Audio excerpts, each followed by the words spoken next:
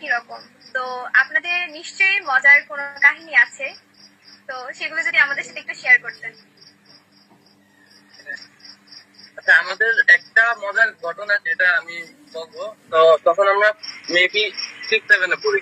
তো আমরা যখন স্কুলে গিয়েছিলাম তখন এক আপু না, এক মানে ক্লাসমেটের গার্জিয়ান, মানে আপু টাইপের আর কি, একটু ইয়াং টাইপের, উনি এসে জিজ্ঞাসা করতেছে তোমরা কি এক মায়ের পেটের জমজ নাকি।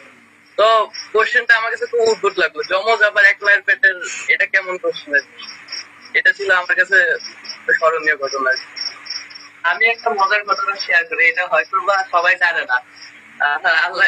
আমি জানি না সবাই জানতে কি করবে। মাঝে মধ্যে যখন আমাদের দলের মিটিং হয়, অথবা ছোটবেলায় থাকতে যখন আমি এক্সাম দিতাম, দেখা যাচ্ছে মুগ্ধ হলো সায়েন্সে অনেক ভালো, ম্যাথে অনেক ভালো, আমি সমাজ